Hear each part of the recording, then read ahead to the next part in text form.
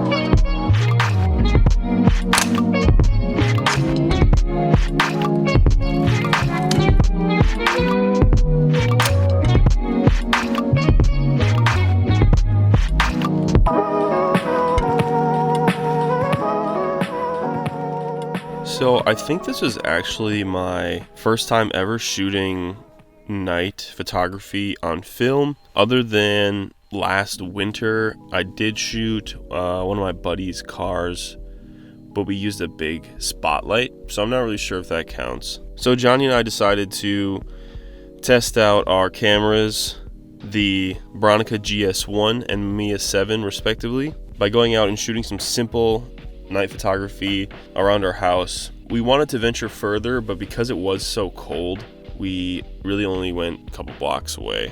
But thankfully, I think we found some really interesting locations and compositions, stuff that I probably drive past every day. But obviously, it being night and with the luminescent snow, makes for a much more interesting photo. After we had shot all the footage and the photos and before they were developed, I was kind of apprehensive on how I thought the photos would turn out, to be honest. I was worried they might be a little too boring, or that honestly the exposure might be off, considering that John and I don't shoot that much tripoded photos at night. But honestly, I was happily surprised at pretty much every photo. I think they all turned out in one way or another. Some of them are a little too dark or overexposed in the highlights, but I think generally for a first time speaking, we did a pretty good job at least getting the photos to come out with no crazy color shifts in the color film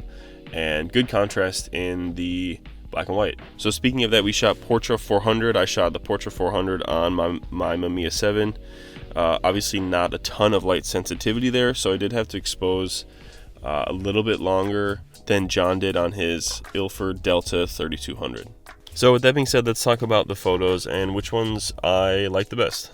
So first up is the photo I took of the little paw prints outside the two houses. I really like how in the foreground you can see the little, I'm assuming they're rabbit tracks or squirrel tracks or something, and they kind of lead in a random pattern, which is also appealing to me. They lead towards the back of the frame, going towards the darkness, kind of in a gradient from light to dark, and they get more numerous as they get towards the darkness.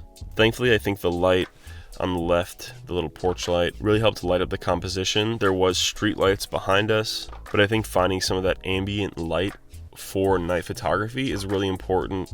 Otherwise, you're going to be shooting really long exposures and losing a lot of your sharpness and detail, adding grain, and ultimately I think having these ambient lights in the frames makes it a lot more dynamic and also adds just some more contrast between your brightest points and the darkest points.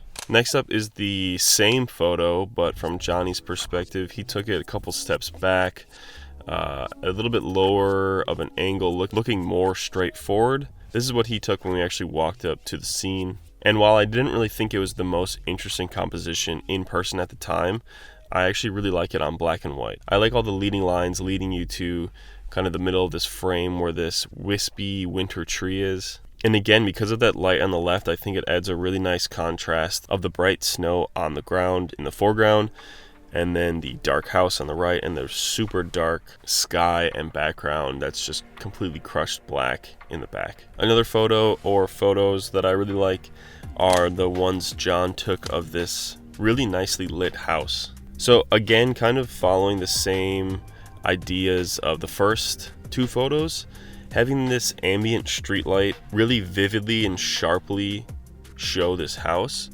really makes the photo.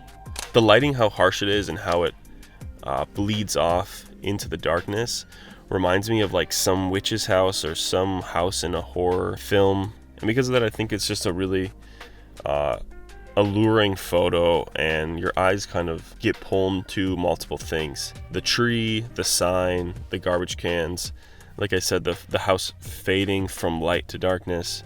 I think it's just a really interesting photo. Okay, and lastly is a photo I took just outside of our house, and it's of this church with this fence in the foreground. Because I took such a long exposure, I actually really like how the sky, you can see some of the clouds and there's some color still retained in it, and it's not just this dark black mass. The church is interesting in the photo, and I think it has interesting colors.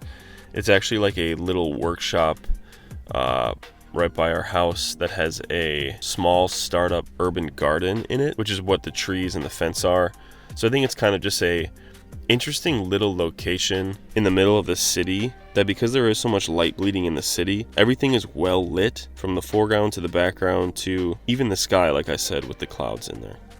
So like I said in the beginning of this video, I don't think I've ever actually shot long exposures, especially on film at night. And on top of that, adding all the snow, which adds a lot of just like bounce ambient light, which I think does help. But at first made it definitely very intimidating for me. But now that I feel like I have a better grip on how to do it, how to expose, kind of understanding what compositions at night are more favorable in comparison to daylight compositions, obviously, they're slightly different. I'm eager to get out more, especially like this summer when I go on some trips, go to some national parks, and shoot it in some more vast, open, and unfamiliar territory. But that's going to do it for today's video. Thank you so much for watching. Let me know if there's any night photography you guys want to see me do in the future, or any type of specific film that I should do while shooting at night. Otherwise, stay tuned for more videos coming soon. Until next time, peace out.